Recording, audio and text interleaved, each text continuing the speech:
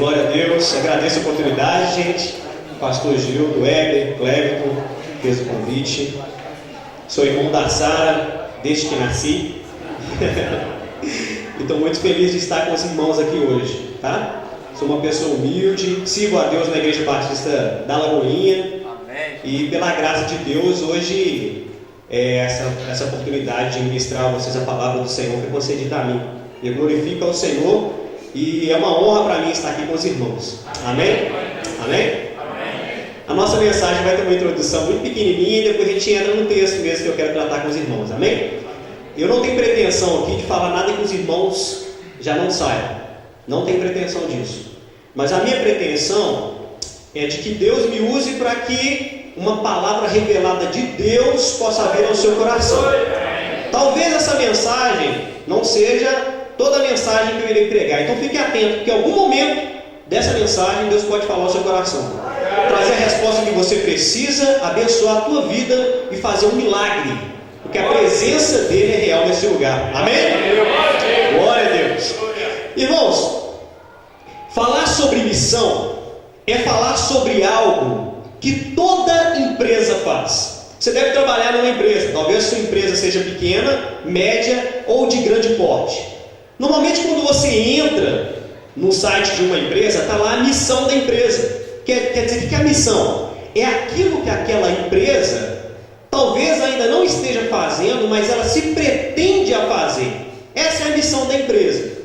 Um dos departamentos mais importantes das empresas hoje em dia, para realmente conseguir cumprir essa missão, é o departamento de marketing. Uma das definições sobre marketing, se eu não me engano, de Kotler, diz o seguinte, que marketing é a arte de ganhar e manter os clientes. Então você vê que é alguma coisa mais elaborada, porque ganhar cliente talvez seja um pouco mais fácil. Tem gente que vende muito bem, né, pela lábia, o vendedor consegue conversar, mas ao mesmo tempo também manter o cliente é complicado, porque o seu produto tem que ser bom. E segundo a história do marketing, o marketing ele teria sido criado no final do século XIX e início do século XX, perto ali mais ou menos do surgimento da televisão, essas tecnologias. E o interessante é que até na década de 90, o foco do marketing estava no produto. Então, se algum vendedor quisesse vender alguma coisa para você, ele ia falar para você, não, esse produto é bom, esse produto faz isso, esse produto faz aquilo outro. Ele ia focar todos os seus argumentos naquele produto, no sentido de fazer você comprar o produto. Depois que você tivesse comprado esse produto, o vendedor não queria nem conversa com você mais, não queria nem saber onde é que você morava, o que você fazia. A partir dos anos 90, o foco do marketing muda. E o marketing começa a trabalhar da seguinte forma, não, o foco agora é no cliente. O foco não pode ser no produto, porque a gente não quer vender só um produto para a pessoa. E muitas vezes a empresa cresce tanto que ela começa a diversificar o mix de produtos dela. E ela começa a oferecer vários produtos diferentes. E é interessante para a empresa manter um relacionamento com você para te anunciar os produtos diferentes e as inovações que eles podem te oferecer no futuro. Já recebeu algum e-mail marketing, um e-mail assim falando da empresa? Olha, nós temos produto tal. Você comprou num lugar, eles pediram seu CPF, seu telefone, né? Seu endereço. Pediram informações importantes a seu respeito para te conhecer, para continuar te oferecendo produtos de valor. Então a intenção das empresas, no sentido de cumprir a sua missão, não é simplesmente te empurrar um produto, mas manter um relacionamento com você. E aí nessa ideia, pensando a respeito do marketing, fica parecendo que o marketing surgiu junto com a economia de mercado a partir do início do século passado. No entanto, se a gente pensar nesse marketing, nesse segundo marketing que eu falei, que o foco está em você, na pessoa que compra, no relacionamento, nós podemos perceber que essa missão Deus já estava fazendo há muito tempo. Não é? Vamos parar para pensar o seguinte: quando o ser humano, o homem, Adão e Eva, estavam no jardim, Adão comete aquele pecado ali, a Bíblia fala que ele acusa a Eva, Eva acusa a serpente, e Deus, quando vai dar o castigo para cada um deles, Deus diz para a mulher, você vai ter dores de parto, serpente, você vai rastejar, homem, do fruto do teu trabalho agora você vai ter que comer, você vai ter que suar a camisa para conseguir o seu sustento, né? Pode-se dizer que antes o homem trabalhava por esporte, ele cuidava do jardim, ele não tinha que semear a terra, tudo dava, a terra era abençoada, né? Você não tinha que arar a terra, agora o homem tinha que arar a terra, tinha que caçar, tinha que correr atrás. Então o trabalho ele não vem como um castigo, o trabalho já existia, então é bom que você trabalhe, não é? É ótimo trabalhar, é uma bênção trabalhar. No entanto, o trabalho, nesse sentido, como castigo, seria a respeito do fruto. Não, agora para sobreviver você vai ter que trabalhar. Quando chega na vez de Satanás, ele fala assim: olha, você enganou a serpente, mas do fruto da mulher, não, você enganou a mulher, serpente, Satanás, né? Você enganou a mulher, mas do fruto da mulher vai nascer um, que você vai pisar o calcanhar dele, mas ele vai te esmagar a cabeça. A partir desse dia, o próprio Deus já estava consertando aquilo que havia sido desfeito. Um relacionamento pessoal que o homem tinha com Deus. Deus expulsa Adão e Eva do jardim, mas já faz a promessa de que aquele relacionamento seria restaurado. A missão já havia sido feita desde o início. Deus já estava preocupando com o meu e o seu relacionamento com Deus. Aí eu te pergunto, você tem um relacionamento com Deus? Você é salvo? Principalmente os visitantes que estão hoje. Você é salvo? Eu te pergunto, responda para você mesmo, não para mim. Você é salvo? Primeira pergunta que eu te faço, visitante. A segunda pergunta que eu te faço, visitante, você sabe o que é salvação? Esse vídeo explicou. O vídeo que passou agora há pouco explicou. Salvação é o seguinte: Adão e Eva tinham uma comunhão com Deus no jardim. Eles pecam e perdem esse relacionamento com Deus. Perdem. São expulsos do jardim. E Deus promete que do fruto da mulher viria um que restauraria esse relacionamento por meio do perdão dos nossos pecados. Foi isso que o vídeo disse. Foi isso que a coreografia que teve aqui mostrou. Foi isso que nós cantamos nos louvores. Talvez você não tenha percebido. Mas é esse relacionamento que Deus restaura. E quando Ele restaura? E por que Ele restaura? Jesus disse lá em Mateus 14,6: eu sou o caminho, a verdade e a vida. Ninguém vem ao Pai senão por mim. Lá em Romanos 3,23 está escrito: porque todos pecaram e por isso precisam da glória de Deus. Essa glória de Deus é estar no jardim com Ele novamente. É poder andar com Deus, se relacionar com Deus, fazer o que Ele fez. E para obter essa salvação, você simplesmente tem que entender essa mensagem. E foi isso que eu estou tentando fazer com você até agora, com você, visitante. E aceitar. Um ato tão simples, mas ao mesmo tempo tão grandioso. Dizer no seu coração: ô Jesus, eu acredito nessa mensagem que está sendo pregada. Eu acredito, Jesus, que o Senhor morreu para me salvar. E o Senhor entregou o seu sangue na cruz ali, se entregou, se deu. Eu aceito a tua salvação, entra no meu coração. É só isso. Não é você vir aqui para um religioso, de gravata que nem eu estou agora. Não é você vir cá, entregar simplesmente o seu dízimo e ir embora. Não é isso. É você manter um relacionamento com Deus, e todas as outras coisas você vai fazer porque você está do lado dele. Aleluia. É porque nós estamos do lado de Jesus Cristo que nós viemos aqui. É Ele que nos traz, é Ele que nos move, e é Ele que nos dá todas as coisas. Obrigado, Jesus. Você, visitante, eu pergunto agora: você quer aceitar Jesus? Você quer aceitar Jesus, visitante? Você quer aceitar Jesus? Você já aceitou Jesus? Todos os visitantes que estão aqui já aceitaram Jesus? Vocês levantaram no início e anunciaram vocês. Vocês já aceitaram Jesus? Se você quiser aceitar Jesus, simplesmente levanta a sua mão onde você está agora. Só faz assim, ó. Eu não vou nem te chamar para vir na frente, não. Só faz assim, Deus vai te ver. Deus vai te ver. Tem alguém para Jesus? Alguém quer aceitar Jesus? Alguém quer levantar sua mão e aceitar Jesus? Simplesmente aceitar Jesus? Não é para vir se tornar religioso, não é para fazer parte dessa igreja, não. É para ter um relacionamento com Jesus. Amém? Você quer aceitar Jesus? Glória a Deus. Amém? Mais alguém quer aceitar Jesus? Mais alguém quer aceitar Jesus? Amém? Vou perguntar só mais uma vez. O Espírito Santo, que o próprio Jesus toque no seu coração agora e fale a respeito. Se o pastor quiser perguntar no final a respeito, pode perguntar novamente. Eu só vou falar agora. Você quer aceitar Jesus? Agora? Você quer ter um relacionamento com Deus? Você quer ser salvo? Amém. Tem uma moça ali em cima, se algum irmão puder ir lá, aí fazer o que vocês normalmente fazem do lado dela. Tá? Tá na primeira fila ali. Pessoa sentada. Amém? Amém? É essa mensagem que nós temos que pregar, igreja. Tá? Então, se todo mundo é igreja, todo mundo já aceitou Jesus, é essa mensagem que nós temos que pregar. Amém? Agora nós vamos falar para a igreja. Quem é você?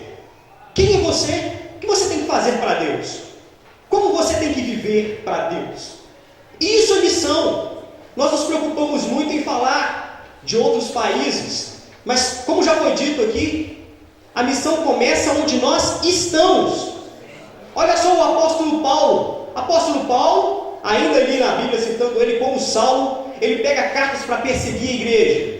Ele pega cartas e vai a Damasco perseguir os cristãos de Damasco. Estava no cavalo, cai do cavalo, Jesus aparece para ele. Por que você me persegue, Saulo? Por que você me persegue? Saulo fica cego, vai para a cidade, 3 dias de jejum. Deus manda o nome de Deus lá falar com ele. Ele se converte, aceita Jesus como Salvador, ainda em Damasco.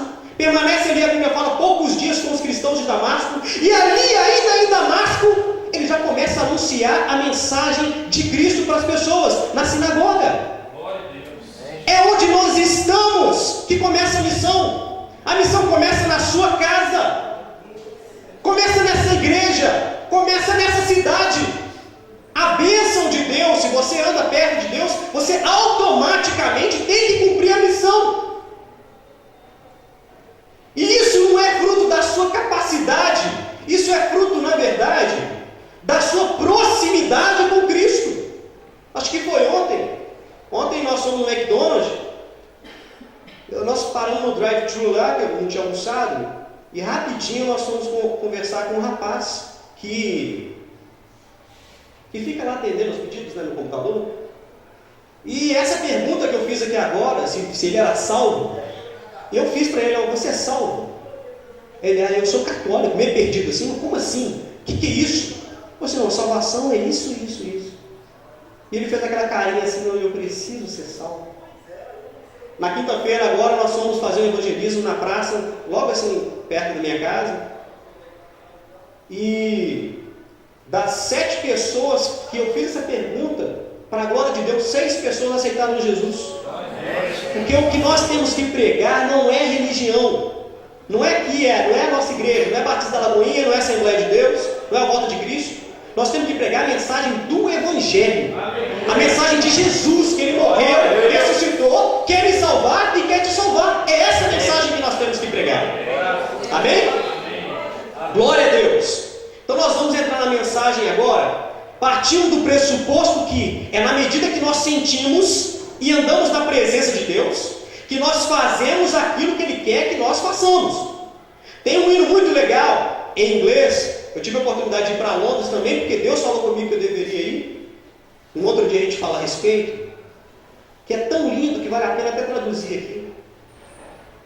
Ele diz o seguinte, ó: You gave me my hands. O Senhor me deu as minhas mãos.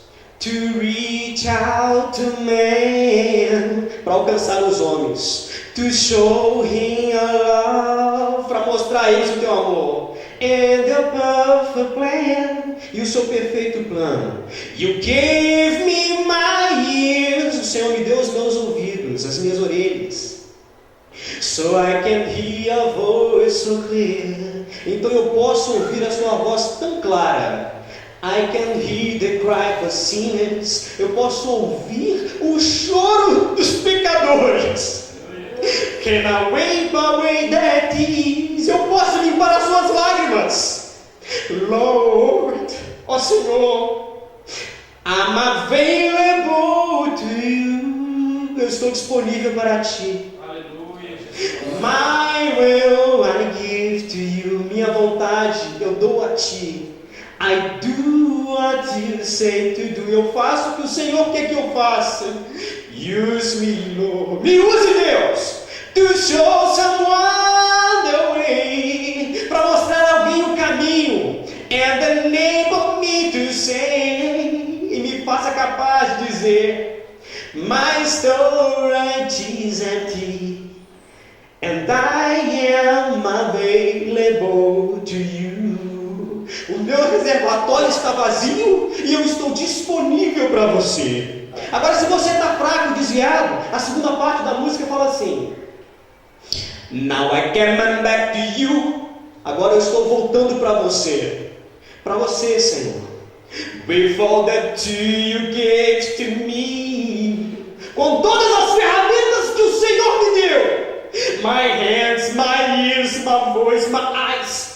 As minhas mãos, as minhas orelhas, a minha voz, os meus olhos. So you can use them, you please. Então o Senhor pode usar elas. Por favor, use. Now I emptied up my cup. Agora eu estou esvaziando o meu copo. So you can fill me up. Então o Senhor pode me encher. So you can fill me up. Now I am free. I just don't wanna be more than available to you. Agora eu estou livre e eu só quero ser mais do que disponível para você, Senhor. E é isso que nós temos que ser. Amém? Glória a Deus. Glória a Deus.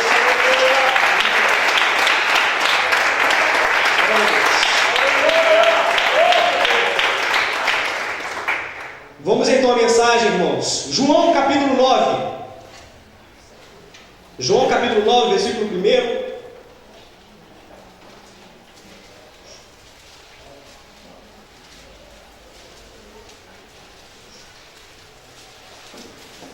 Amém? Já que os irmãos levantaram, de pé. Glória ao nome do Senhor Jesus. Aleluia. O texto diz assim: Passando Jesus, viu um homem cego de nascença. Seus discípulos lhe perguntaram: Rabi, pecou este ou seus pais para que nascesse cego? Jesus respondeu: Nem ele pecou, nem seus pais, mas isso aconteceu para que se manifestem nele as obras de Deus. Convém que eu faça as obras daquele que me enviou enquanto é dia. A noite vem quando ninguém pode trabalhar. Enquanto estou no mundo, sou a luz do mundo. Tendo dito isto, cuspiu na terra e com a saliva fez lodo e aplicou nos olhos do cego. E disse-lhe: Vai, lava-te no tanque de Siloé, que significa enviado. Ele foi, lavou-se e voltou enxergando. Pulamos agora para o versículo 35 do mesmo capítulo. Jesus soube que o tinham expulsado. E encontrando-o, disse-lhe: Crês tu no Filho de Deus? Ele respondeu: Quem é ele, Senhor, para que nele creia? Jesus lhe disse: Tu já o tens visto, é ele que fala contigo. Disse o homem: Creio, Senhor, e o adorou. Amém? Amém. Glória a Deus. Irmãos, sentam, fica com a Bíblia aberta. Nós vamos agora versículo por versículo, analisando o que Deus quer falar conosco nesta mensagem. O primeiro versículo aí diz o seguinte: Passando Jesus, viu um homem cego de nascença. O que é o cego? O cego é uma pessoa que não tem percepção visual. Nós sabemos que as cores disso, isso nada existe se não houvesse luz. Nada disso existiria se não houvesse luz. Tudo que você está enxergando é reflexo da luz. Amém? É reflexo da luz. Isso é a ciência que fala, não sou eu. Volta aí, por favor, numa página aí da sua Bíblia. Capítulo 8 desse mesmo livro, versículo 12. Falou-lhes, pois, Jesus outra vez, dizendo: Eu sou a luz do mundo. Quem me segue não andará em trevas, mas terá a luz da vida. Glória a Deus. O pior cego não é o cego que não vê fisicamente. O pior cego é o cego consegue ver a luz da vida. Se a luz da vida, se Jesus é a luz da vida, nada o que nós vemos carnalmente ou espiritualmente é em si uma realidade. Porque a realidade é aquilo que vem após, aquilo que é eterno. Já viu como é que o ser humano é aberto para o eterno? Já viu como você é aberto para o eterno? Você não pensa que vai morrer. Mas eu te digo, daqui a mais ou menos 50, 70 anos, no máximo, todo mundo que está aqui dentro vai estar morto. Todo mundo. Todo mundo que está aqui dentro, que olha para o lado aí, todo mundo morto. Todo mundo debaixo da terra. Se der sorte ainda, se for importante, vai ficar debaixo da terra, né? Porque aí a sociedade com 3 anos, eles tiram o povo aí, não sei nem o que faz com os nossos ossos. Mas se você for importante, você vai ter um túmulo fixo. Aí você vai ficar lá a eternidade. Aí até que Jesus volte, você vai ficar ali, até que ele venha te ressuscitar. Nós somos abertos para o eterno, irmãos. Nós não pensamos que vamos morrer. Nós sempre queremos mais, não é? Olha só, você quer mais. Você quer sempre ser promovido. Se você for promovido, você não fica satisfeito. Você sempre é aberto. Conhecimento. Olha como é que o ser humano é. Nós somos abertos para o eterno, para o conhecimento. Nós adquirimos um conhecimento. Ok, não estamos satisfeitos com ele. Vamos buscar sempre mais conhecimento. Essa é a porção de Deus que habita em nós. É por isso que nós somos assim. Porque Deus colocou parte dele em nós. Deus não quer que nós vivamos preocupados com a morte, mas que nós nos preocupamos com a vida. E ele diz, eu sou a vida. Eu sou o caminho, a verdade e a vida. E é perto dele que nós devemos andar. Glória a Deus. Agora aquele cego ali, o texto, entre esses textos que nós lemos, o texto intermediário, entre o versículo 7 ao versículo 35, o texto vai dizer que aquele cego, ele não sabia quem era Jesus, ele não conhecia Jesus. Nós vemos a própria Bíblia falando que outras pessoas, por exemplo, Bartimeu, quando ele só escutou a respeito de Jesus, ele disse, Jesus, filho de Davi, tem misericórdia de mim, esse cego não. Jesus estava ali por perto, ele estava totalmente indiferente. Essa é a realidade das pessoas que estão no mundo, sem conhecer a verdade de Deus. O milagre está ali, logo próximo, logo pertinho. Está uma bênção aqui, ó. A igreja aqui do lado, de tantas pessoas morando, e as pessoas indiferentes, o milagre aqui do lado, Jesus, através da minha vida, da sua vida, dessa igreja, a bênção tão próxima, e eles ignorando. Essa é a situação do cego. O cego, meu irmão, normalmente, pelo fato de não poder ver, ele vai ter outros sentidos aguçados. Já reparou como é que as pessoas desviam quando começam a fazer faculdade? Eu mesmo tive um momento de fraqueza quando estava fazendo faculdade, porque você exercita tanto cérebro, tanta coisa social, tanta coisa que não é espiritual, que não faz parte da vida, que você deixa de lado, vai se afastando cada vez mais daquela verdade, e começa a ter dificuldade, na verdade, de entender aquilo que é o caminho, a verdade e a vida. Essa é a situação do cego. É ter outros sentidos aguçados, e o sentido principal ali, talvez um dos principais que seja a visão, ele já não tem mais, mas talvez escute melhor, talvez ele pense melhor, talvez ele saiba melhor do que você sobre política, porque ele gasta o tempo dele com isso, enquanto a gente gasta aqui, com aquilo que é eterno, aquilo que não passa, aquilo que abençoa, aquilo que é vivo, aquilo que não acaba. É por isso que nós gastamos o nosso tempo, por isso que muita gente fica falando, os quadrados, né? Fala assim, não, o cristão aí, o chatinho. Mas é porque a abertura de vida, essa abertura espiritual que ele só tem a partir de uma fé que é exercitada, ele não possui, porque ele não exercita a fé, ele não pratica, ele não usa mais nada. Quando você tenta abrir o olho dele, dói tanto de ver um pouquinho de luz que vem de você assim, que ele não quer te ouvir. Não, peraí, não, saca essa luz aí, tá? Já viu quando você acorda de manhã, cortina fechada, e abre a luz de uma vez, não dói os olhos? É isso que as pessoas têm.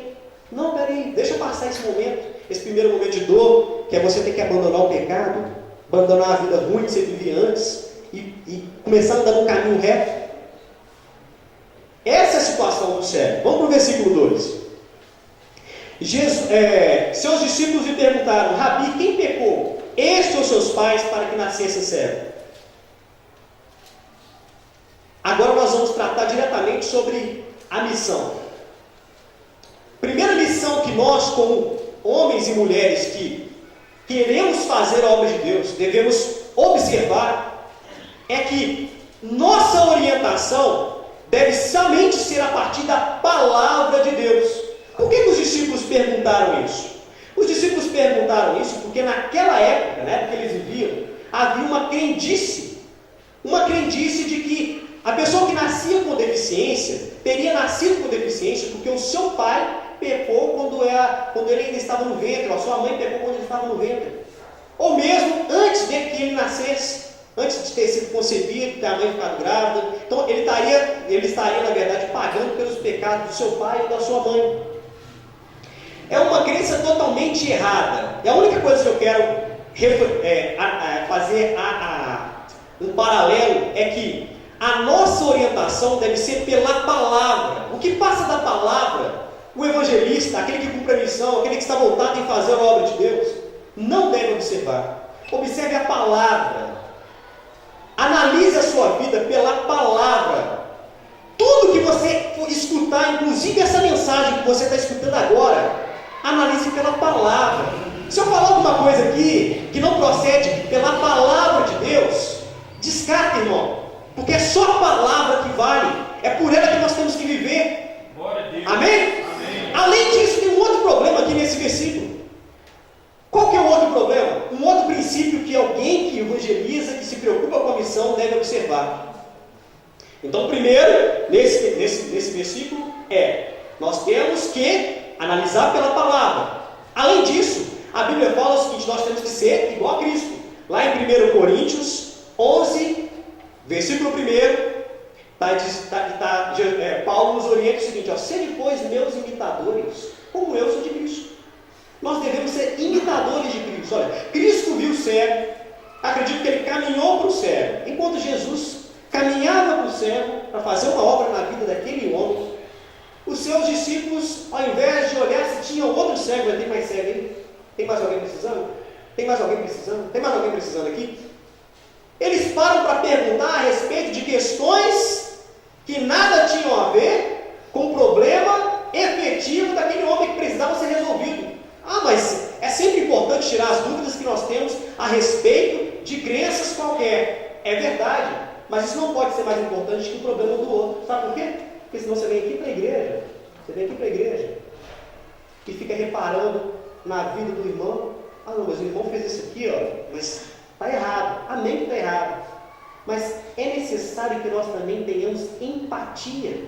Porque essa pessoa que talvez está agindo com você de uma forma que você não gosta, de uma forma que você não deveria, ela precisa ser curada. Pessoal, o cara está aqui na igreja, está me esbarrando. O cara na igreja está me esbarrando, ele está cego.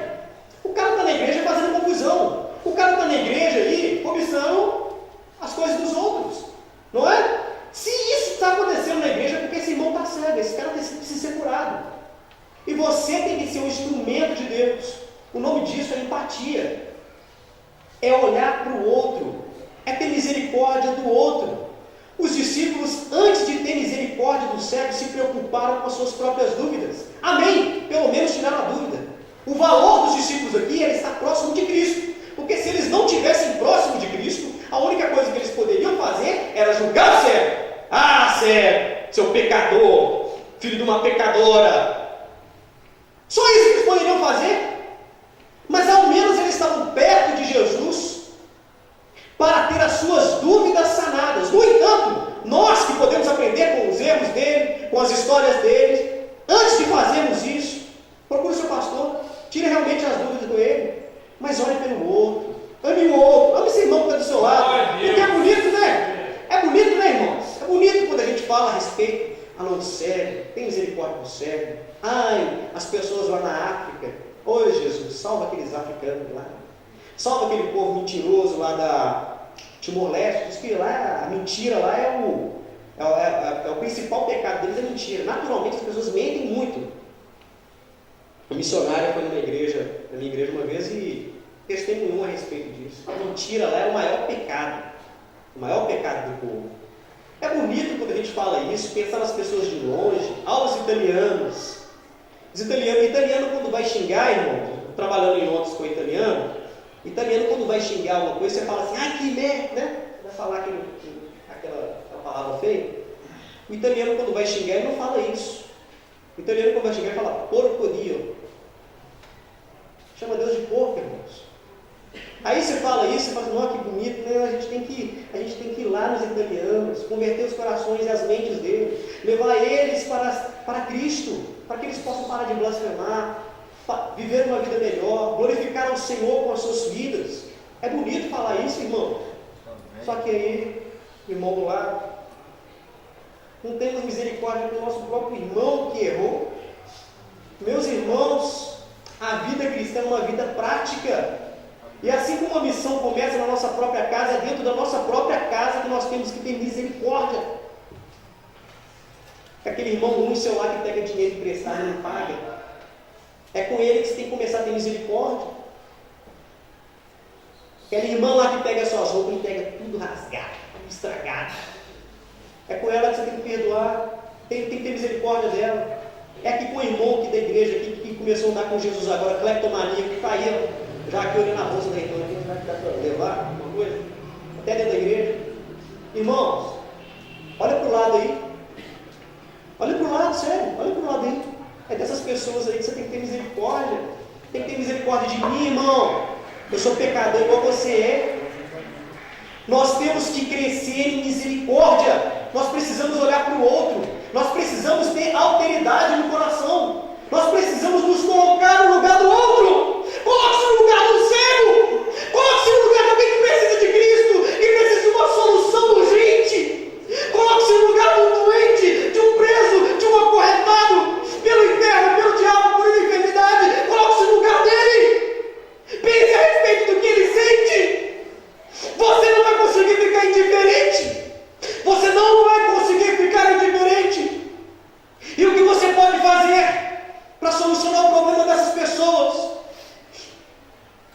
Talvez você esteja pensando, eu não posso fazer muita coisa, eu não tenho dinheiro, eu não sou médico, não tenho condição para poder pagar nada para ninguém, não tenho poder de curar ninguém. Mas o que você pode fazer, sabe o que é? Ficar o mais próximo de Cristo. Se você ficar o mais próximo de Cristo, você vai ser igual a Cristo. E tudo que Cristo fez, você também vai poder fazer. Fique perto de Jesus. Seja um cristão de verdade. Busca Deus de verdade. Faça mais por Cristo. Faça mais por você. Vem aqui para a igreja acreditando na palavra. A palavra diz que onde tiver 2 ou 3 no nome dele, ele vai estar. Então, meu irmão, a partir de agora esse lugar aqui é propício para acontecer milagres. Pode acontecer um milagre na sua vida agora, se você quer. Acredite, Deus quer abençoar a sua vida. Deus tem pressa em abençoar a sua vida. Fique do lado de Jesus, ande com ele. Seja uma bênção. Amém? Vamos continuar. E Jesus respondeu: nem ele, nem seus pais pecaram, mas isto aconteceu para que se manifestem nele as obras de Deus.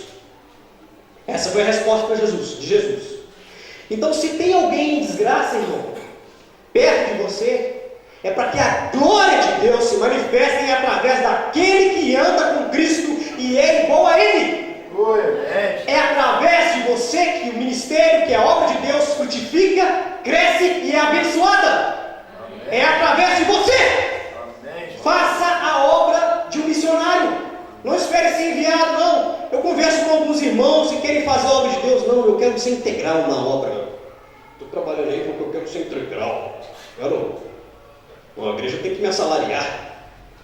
Falei com ele, meu amigo, você tem que ser integral agora. Você tem que ser integral onde você está. Você tem que ser integral a partir de agora. Seja integral agora. Porque aí, o ser integral depois vai ser só uma consequência. Seja integral na obra de Deus, no seu trabalho, na sua escola, onde você for. Seja um cristão, não é fácil não, irmão. Não é fácil não. Não é fácil. Você não vai conseguir de uma vez não. Mas prossiga em tentar. Tente. Ah não, mas eu errei. Tenta de novo. Briga com você. Briga consigo mesmo. Não, Deus, eu vou conseguir. Eu vou conseguir. E uma hora você vai conseguir. Você vai chegar. Você vai chegar. Os discípulos aqui não estavam prontos ainda. Não estavam prontos ainda. A própria reação deles demonstra isso. Mas eles conseguiram. Amém? Amém. Então, depois que Jesus responde, Jesus continua: enquanto estou no mundo, sou a luz do mundo. Tendo dito isto, cuspiu na terra e com a saliva fez lodo e aplicou nos olhos do cego. Bebê amado, eu não estou nem aguentando falar um jeito. Glória a Deus. O Senhor é maravilhoso. Fez lodo e aplicou nos olhos do cego. Bom, a Bíblia diz que a fé vem pelo ouvir, e ouvir a palavra de Deus.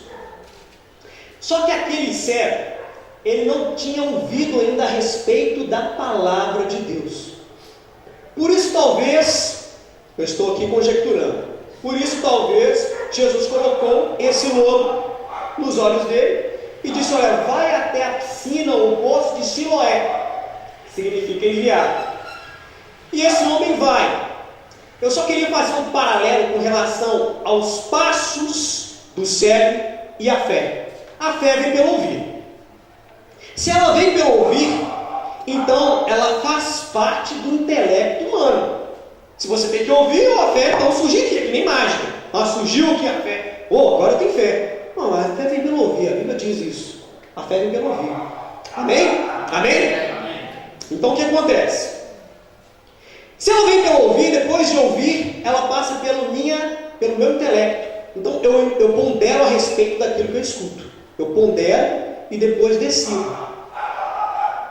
Se eu ficasse só nisso, ia parecer que a fé é racional. Ok, a fé é racional. Só que ela não é somente racional. Há uma porção sobrenatural na fé.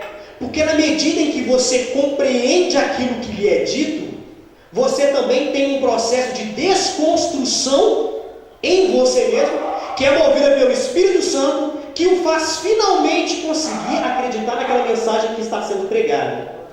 Então, é um processo de construção e desconstrução. Enquanto você constrói com aquilo que você escuta, o Espírito Santo desconstrói as barreiras que te prendem e que te faz não acreditar naquilo que está sendo pregado. E é isso que aconteceu comigo e com você um dia, quando você também aceitou Jesus. Então eu acredito o seguinte, que Jesus coloca um outro e fala assim: olha, você não escutou a respeito. Talvez ele pensasse: você não escutou a respeito, mas vai para aquele poço ali, Siloé. Vai lá para o enviado. Vai lá para o enviado, caminha para ele. E ele não conseguia achar, não é fácil achar, não é? Talvez ele até soubesse o caminho de como, mas ele teve que ir com os olhos sujos.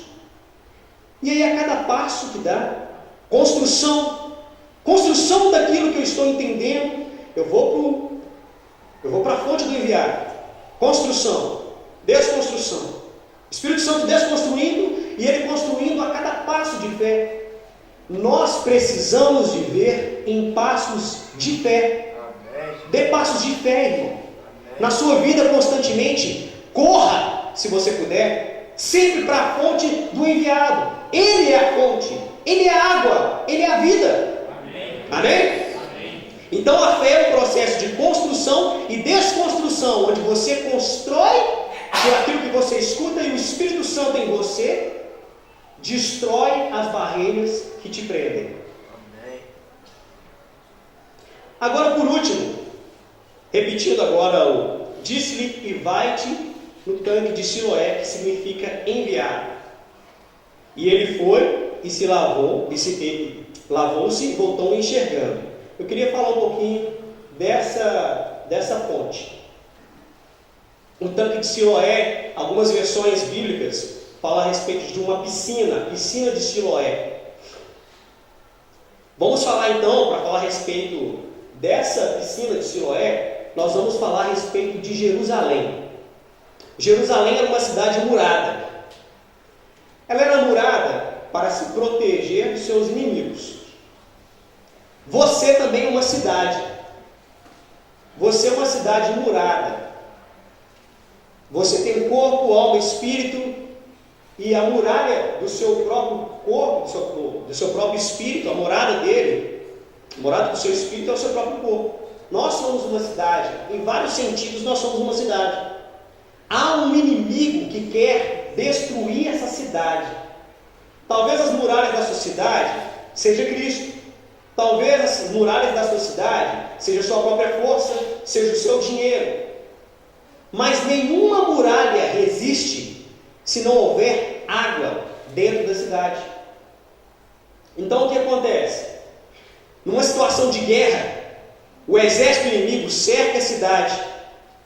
E mesmo sem haver nenhum ataque, aquela nação pode ser totalmente destruída se faltar água dentro dela. Jerusalém não tinha fontes internas dentro da cidade. Não tinha. Havia já a piscina ali, já existia. Mas essa piscina era de uma água, um reservatório mesmo que ficava dentro da cidade. Com o tempo, aquela água iria acabar. Consequentemente, se o inimigo cercasse Jerusalém, a cidade ia se render ou ia todo mundo morrer lá dentro. E isso aconteceu. Quando que isso aconteceu? Aconteceu no tempo do rei Ezequias. Senaqueribe, o rei da Assíria, ele cercou Jerusalém por um tempo. Isso é na época do profeta Isaías.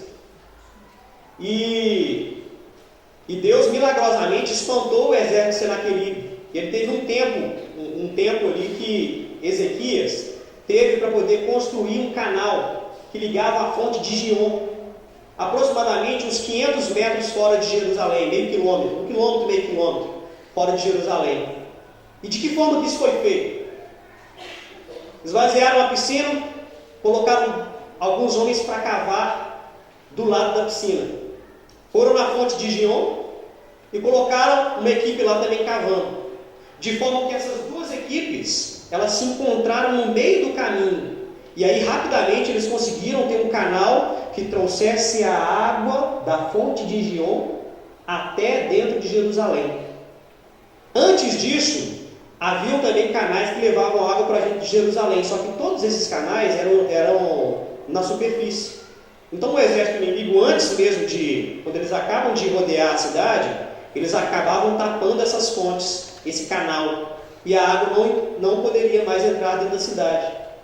Então o que acontece, meus irmãos? A fonte é Cristo. Nós temos a necessidade de fazer com que essa fonte esteja dentro da nossa cidade. Porque por mais forte que nós somos, por mais forte que nós conseguimos ser, em algum momento a nossa cidade será atacada. Você é um missionário de Deus. Você é um missionário em potencial. Mesmo que talvez você não faça a vontade específica de Deus de ganhar almas para Jesus. Talvez você não faça isso ainda. Mas há necessidade de haver uma fonte contínua. A Bíblia diz que aqueles que creem em Cristo, do seu rio fluirão rios de água viva. Meus irmãos, Deus quer que você flua. Para fluir, não basta ter um pouquinho de água armazenada dentro de você, não.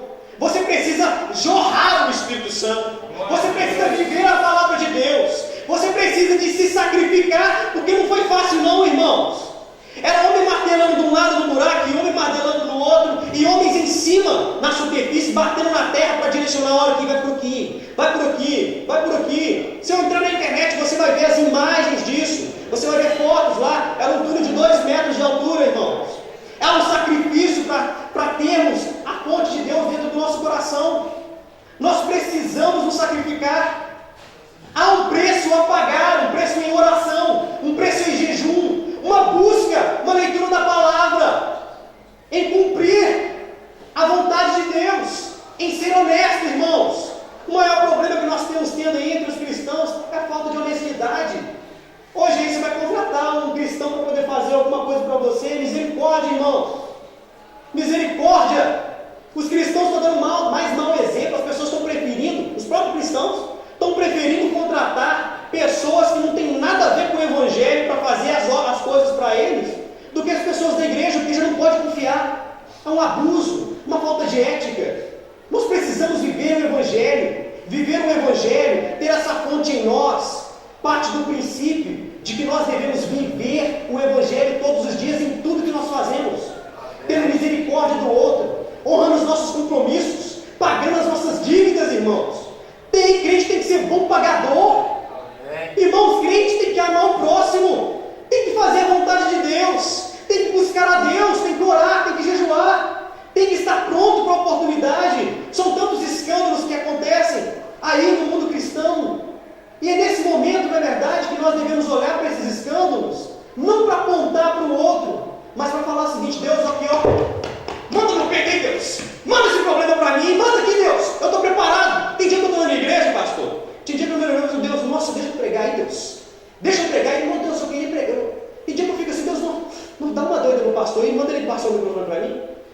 Porque a gente tem que estar preparado.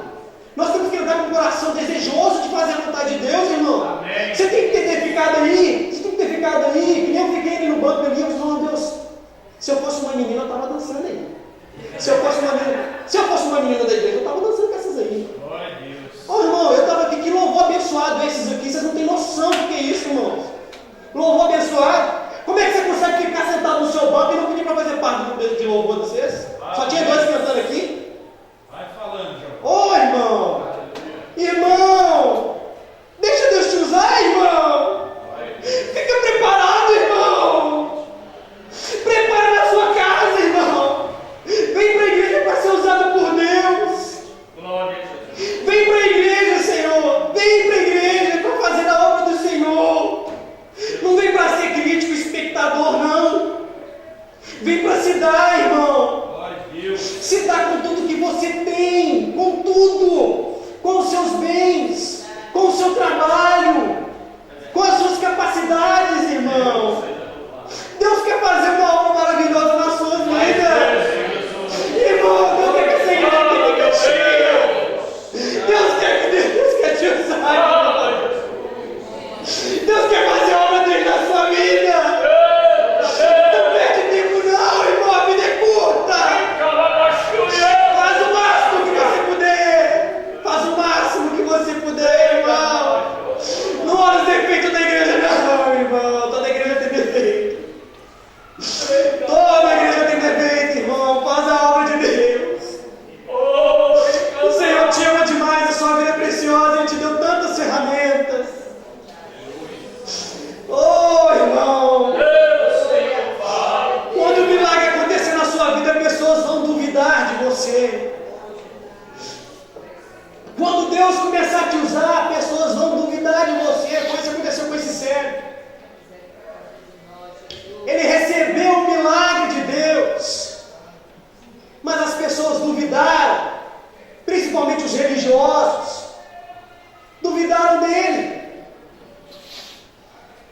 Então, permaneça firme quando isso acontecer. Seja um cristão abençoado. Tem um pensador canadense, cristão, que ele falou o seguinte, que tem uma evolução dentro da igreja. Eu vou falar a respeito dessa evolução só para que você não seja parte dela. O nome dele é Charles Taylor. Ele disse o seguinte: o cristão, quando ele não diretamente amadurece e frutifica, ele pensa o seguinte: não, aceitei Jesus, ok, numa igreja. A partir desse momento ele começa depois a perceber que há uma flexibilização no sentido de escolha denominacional. Ah não, então agora eu posso escolher a denominação que eu vou. Até aí não tem tanto problema não. Mas se Deus te escolheu aqui, é aqui que Deus quer te usar, irmão. Deus quer te abençoar nesse lugar aqui. Seja um instrumento de Deus aqui. Depois dessa flexibilização, ele disse o seguinte: aí a pessoa que já está assim com flexibilização, ela fica pensando assim, não, eu vou para cá, eu vou para lá. Ela começa depois a pensar o seguinte: não, eu não preciso da igreja para servir a Deus. Aí já começou a complicar. Porque acontece o seguinte: o ser humano é um ser social. Deus não fez um homem sozinho lá e deixou no jardim, não. Deus já começou com a família. Vem cá, criar uma mulher, não é bom que o homem esteja só. O ser humano é um ser social. Se a pessoa vai servir a Deus na casa dela, isso não é sociabilidade, não é? Isso é porta para abertura de heresia, bagunça. Abrir umas religiões boas, testemunho de Jeová, Mormon, tudo nasceu desse jeito aí. Um maluco lá, não, peraí. Não é assim não. Tudo sabe dentro da igreja evangélica. Maluco. Por quê? Porque não há sociabilidade. Aqui quando você fala uma besteira aqui, alguém te exorta. Ó, peraí, irmão, não é assim não. Aqui, ó. É pela palavra e aqui, ó. Está pensando assim, você está com a cabeça fechada. O caminho é esse. É por isso que você tem que estar na igreja. E aí Charles Taylor fala o seguinte, que depois dessa fase, a pessoa vai para a casa dela. A tendência é que na casa dela, com uma fé prática, e não pratica a fé, a tendência é essa pessoa se tornar uma ateia, ou um ateu. E se isso não acontecer, e essa pessoa continuar pelo menos acreditando em Deus até o final da vida, se ele tiver filhos, os filhos dele serão ateus. Sabe onde é que aconteceu isso? Europa toda aconteceu isso. Londres, Inglaterra, Alemanha, isso aconteceu lá. Se perderam dessa forma. Religioso, depois, não. A gente pode escolher qual igreja que nós vamos. Vou ficar em casa. Fica em casa, ateu. Não virou ateu não? Beleza. Nasceu o quê? Uma geração de ateus. Lá a maioria das pessoas se professam hoje como ateus. Permaneça na igreja. Amém. Se você está aqui hoje, entenda isso como uma palavra de Deus para você, profética. Permaneça na igreja. Outra coisa para vocês que estão aqui, nessa igreja. Amém. Nessa igreja, Deus vai fazer e vai usar vocês aqui. Amém. Você só tem que crer. Você só tem que crer. Amém. Só isso, acredite. Deus vai usar a sua vida aqui. Glória a Deus. Amém? Amém? Glória a Deus. Glória a Deus. Aleluia. Além disso, a fé como é uma fé prática, Charles Finney, grande pastor americano, a biografia dele diz que ele ganhou mais de 500 mil almas para Jesus, e disse o seguinte: a inatividade da fé mata o cristão. Cumprir o chamado de Jesus Cristo, onde ele disse lá em Marcos, se eu não me engano, Marcos 16:15, ide por todo o mundo e pregai o evangelho a toda a criatura. Aquele que crer e for batizado será salvo, aquele que não crer será condenado. Deixar de fazer isso, deixar de praticar a fé, mata o cristão. Você quer morrer? Você não quer morrer, irmão? Misericórdia! Faça a vontade de Deus. Amém. Traga a fonte que muitas vezes está fora da cidade para dentro de si. Deixe que em você flua rios de água viva e seja uma bênção. Amém. Agora, quem você é, meu irmão? Quem você é na obra de Deus? Quem você é nessa igreja? Quem você é? Eu vou falar para você quem você é. Eu vou falar para você o que Cristo, o que Deus fala que você é essa noite. Está lá em 1 Pedro capítulo 2, versículo 9. Mas vós sois geração eleita, o sacerdócio real, a nação santa, o povo adquirido, para anunciar as virtudes daquele que vos chamou das trevas para a maravilhosa luz. É isso que você é. Então a fé é prática. Você tem que ter, para fazer um resumo, a fé é prática. Então, se você não pratica a fé, você não vive a fé. Para se ter uma fé prática, é preciso ter simpatia pelos outros, alteridade, se importar com o outro e se colocar no lugar do outro. Para fazer isso, você só faz isso se você for um bom imitador de Cristo.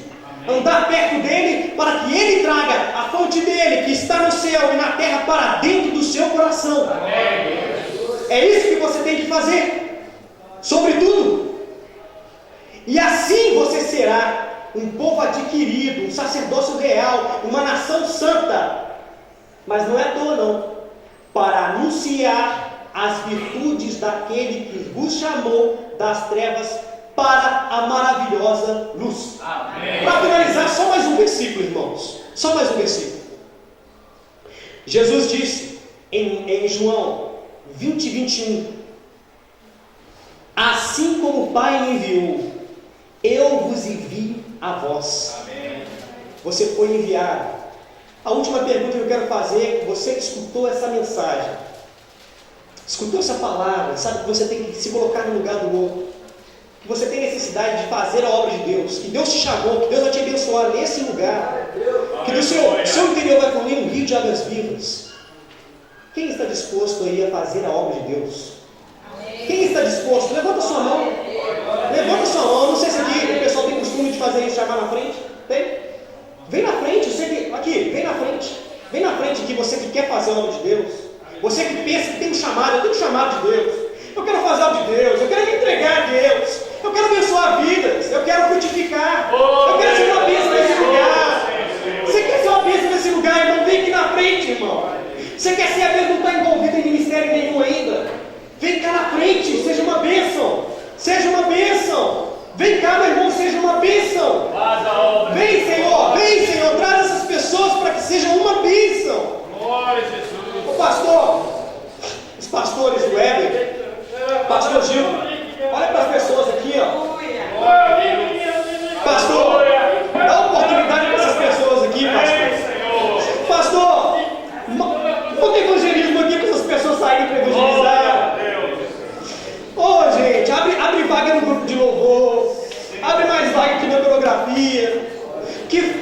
abram aqui 2 grupos de louvores, 3 grupos de louvores, 3 grupos de coreografia. Que todo mundo possa ser usado, que vocês tenham misericórdia uns dos outros, que você ame os outros, que você ame o próximo, que você tenha misericórdia do próximo, que você seja uma bênção, que do seu interior fluir agora. Ó Deus, em nome de Jesus, eu te peço a tua bênção sobre essas vidas. Deus, faça com que eles venham, Senhor, frutificar, Senhor. Que eles venham fluir, Senhor, a tua bênção, a tua glória. Que eles possam ser reconhecidos pelo amor, Senhor, pela graça. Que essa igreja possa estar unida, Deus. Que todos aqui possam ter oportunidade de falar, de evangelizar, de pregar.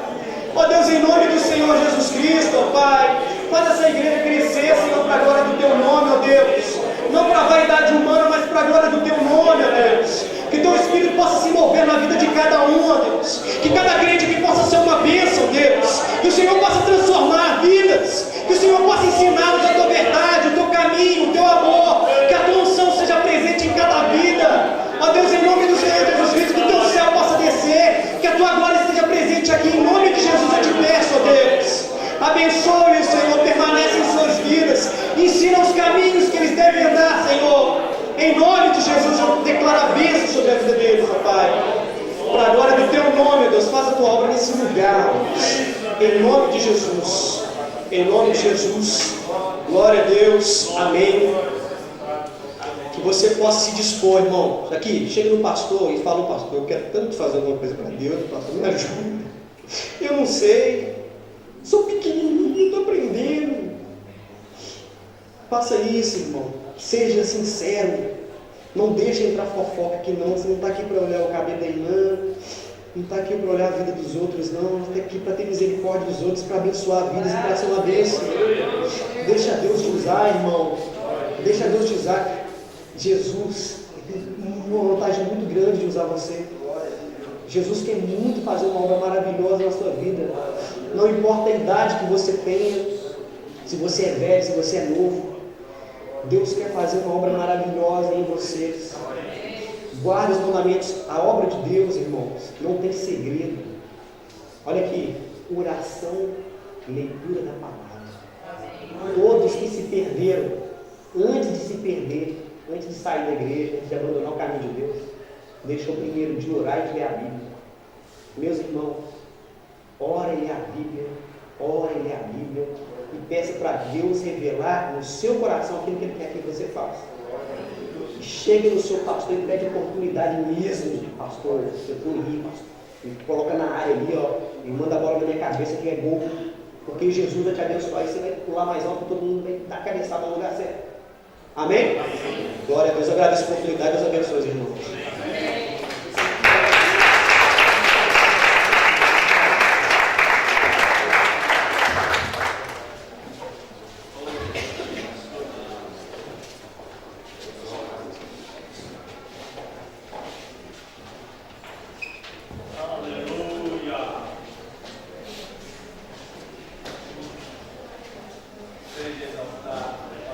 Glórias ao nome do Senhor. Glórias ao nome do Senhor. Amém, Jesus.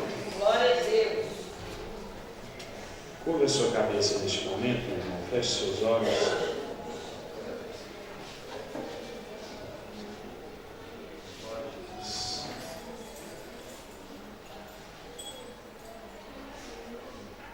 Eu quero que você guarde bem a face do pastor Hernani. Todas as vezes que você orar, você ora por ele. Pai, nós te louvamos por este momento em que ouvimos a Tua palavra pregada e além das explicações a respeito do texto que nos foram dadas, nós também te louvamos pelas instruções que o Senhor tem reforçado em nossos corações. Que o Senhor continue guardando a vida do pastor, guardando a sua família, o seu coração, a sua mente, para que ele prossiga perseverante para o alvo da soberana vocação que está em Cristo Jesus. Que o Senhor guarde também a tua igreja, guarde esta palavra em nossos corações, e que haja frutos, ó Deus, para o louvor da glória do teu nome.